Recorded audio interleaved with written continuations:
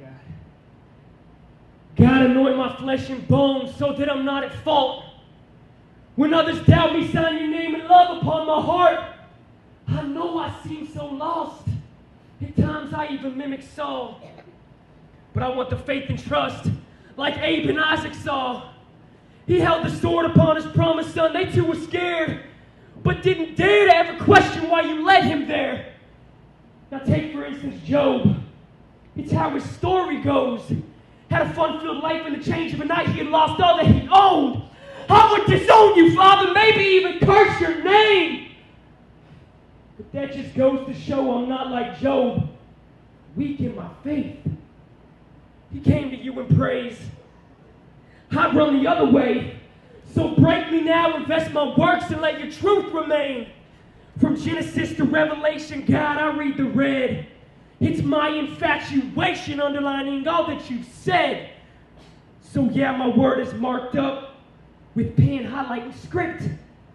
But still my life is far from all that I read within.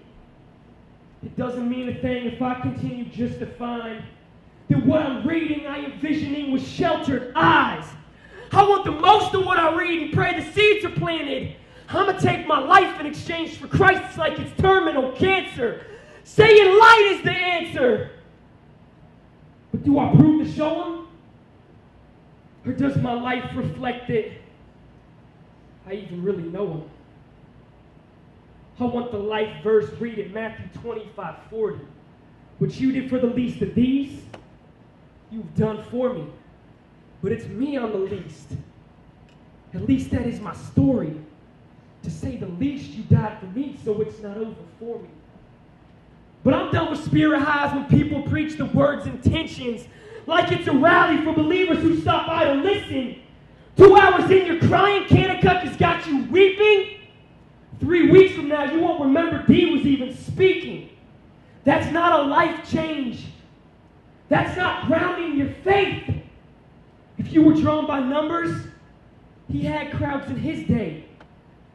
And without the Bible stored up in your bones, what are you holding in? You'd rather sell them out for greed and image, just like Judas did. You stay invested in this world in which you die to live, but dying to this world is living.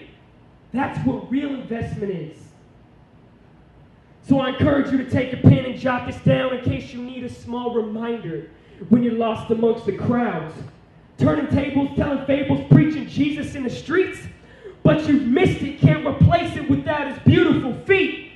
Beautiful me, broken, I'm unashamed. I failed, but he calls me king.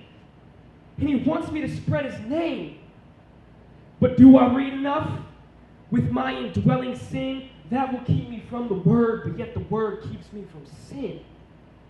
Let me repeat again. With my indwelling sin, that will keep me from the word. His word keeps me from sin. If I desire a satisfaction this world don't have, I'm meant to find it elsewhere, a different time than now. But if I'm serving like a slave to the world and all it offers, then I'm falling to my ways with my ignorance, my altar.